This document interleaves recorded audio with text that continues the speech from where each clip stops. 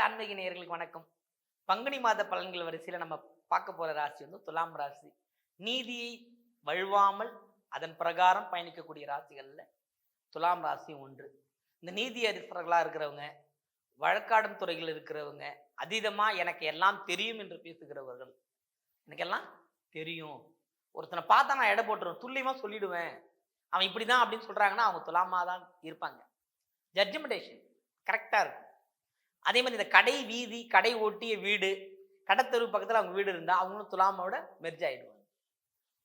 அவ்வளோ பவர்ஃபுல் வியாபார தந்திர நுணுக்கங்கள், ஆளுமை திறன் கொண்ட ராசினா துலாம் தான். புரியுதுங்களா? இன்னும் ஒரு மைனஸ் பாயிண்ட்னா இவங்க கிட்ட என்ன மைனஸ் சொல்றேன்னு சொல்லாம என்னால் இருக்க முடியாதுங்க. எத்தனை தான் புகழ்னு சொன்னாலும் ஒரு மைனஸ் சொல்லி தான் ஆகணும். என்ன செய்வாங்கன்னா கான்ஃபிடென்ட், இது நான் சொல்லிட்டேன், நான் பின் வாங்க மாட்டேன் அப்படின்ற விஷயத்தில் கரெக்டாக இருப்பாங்க. ஒரு ஒரு உணவு கொடுத்து இது உப்பு அதிகமாக இருக்கா கம்மியாக இருக்கான்னு சொல்ல மாட்டாங்க. எனக்கு நல்லா இருக்குதுன்றது மட்டும் தான் சொல்லுவாங்க. இல்லைங்க, அக்யூரேஷன் வரவே வராது. அதே மாதிரி இந்த கான்ஃபிடென்ட் அவங்களை தடுத்துரும், கெடுத்துரும். ஒருத்தர் முடிவு பண்ணிட்டேன், இவன் இப்படி தான், அவன் மாறவே மாட்டான் அப்படிங்கிறத ஆணித்தரமாக நம்புவாங்க. அதுக்குள்ளே இருப்பாங்க. ஒரு அடுத்த வாய்ப்பு அவங்க கிட்ட வாங்கவே முடியாது. அவ்வளவு ஆளுமை திறன் மிக்க ராசி துலாமை பற்றி இந்த பங்குனி மாசத்துல என்னென்ன நிகழ்வுகள்னு பார்ப்போம். பூர்வ புண்ணிய ஸ்தானம் தருகின்ற செலவுகள் அப்படின்னா, பூர்வ புண்ணிய ஸ்தானம்னு எடுத்துக்கிட்டாவே குழந்தைகள், தெய்வீக வழிபாடு, நம்மளுடைய உறவில் இருக்கிற அண்ணன் தம்பிகள், இவங்களுக்கெல்லாமே சற்று நாம செலவு செய்யக்கூடிய அமைப்பு இந்த மாதத்தில் உண்டுங்க. இப்போ சொன்ன கோயில் திருவிழாவுக்கு போகிறோம், இந்த பங்குனி காவடி எடுக்க போகிறோம்னா அப்போ சொந்த பந்தங்களை கூப்பிட்டு ஒரு உணவு போகிறது, ஒரு செலவு பண்ணி தானே ஆகணும். ஒரு வாட்டி செய்யக்கூடிய விஷயத்த பலமுறை யோசித்து செய்யும் பொழுது ஆராய்ந்து முடிவுகள் எடுக்கின்ற அமைப்பு துலாமுக்கு இந்த மாதத்தில் இருக்குது.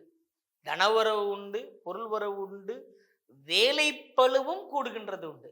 ஒரு ஒரு 2 வேலையை ஒருத்தர் செஞ்சுக்கிட்டு இருக்காங்க, அவங்க கிட்ட இருந்து அந்த பொறுப்பு உங்ககிட்ட வாங்கி கொடுத்துருவாங்க, இதை நீங்க பார்த்துக்குங்கன்னு சொல்லி. புரியுங்களா? அப்ப வேலை பழுவால் என்ன நடக்கும்? உடம்பு உஷ்ணப்படும். உஷ்ணப்படும் போது என்ன ஆகும்? தேவையில்லாத மன சலிப்பு, நீங்க விட்டு வந்துட மாட்டீங்க, மன சலிப்பு உருவாகிடும். நான் சொல்லுவாங்களே ஒரு படத்துல கூட காமெடி, 3 வேளை குளிக்கிறேன், 4 வேளை கும்பிடுறேன் இப்படின்னு சொல்றேன், அந்த மாதிரி நீங்க சொல்லிட்டே இருப்பீங்க. எந்திருக்கிறேன் போறேன் வரேன், எந்திருக்கேன் போறேன் வரேன், ரிலாக்ஸே இல்லைங்க அப்படின்னு.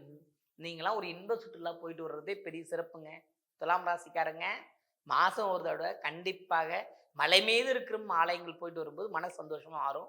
அது குறிப்பா இந்த பங்குனி மாசத்துல நீங்க இந்த மலை மேல் இருக்கிற ஏதோ ஒரு முருகர் ஆலயம் போயிட்டு வரும்போது சிறப்பா இருக்கும். அதே மாதிரி தடைகளை உடைத்து பல வெற்றிகளையும் சாதனைகளையும் குறிக்கின்ற மாசமே இதுதான். புரியுதுங்களா?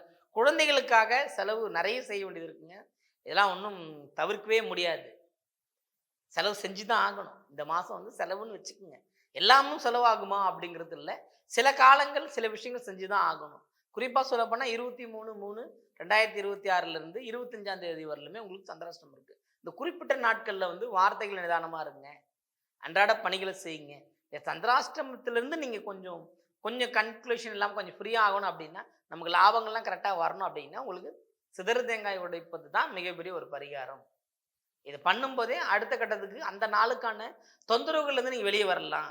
இன்னொரு அதுக்கு அடுத்து பார்த்தீங்கன்னா, இந்த துலாம் ராசிக்காரங்க இந்த அரசியலில் ஒரு முன்னேற்றத்துக்கு போய் அங்கேயே நிற்பாங்க, ஒரு பிரேக்கிங் பாயிண்ட்.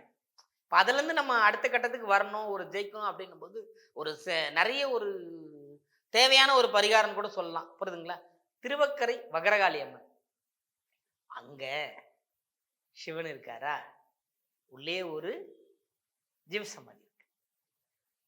அம்மாவை பார்க்குறீங்க, சிவனை பார்க்குறீங்க, ஜீவசமாதிக்கு ரோஜா பூ மாலை போடுங்க, மனச்சுமை மாறும், அரசியலில் அங்கீகாரம் கிடைக்கும், வெற்றியும் கிடைக்கும்.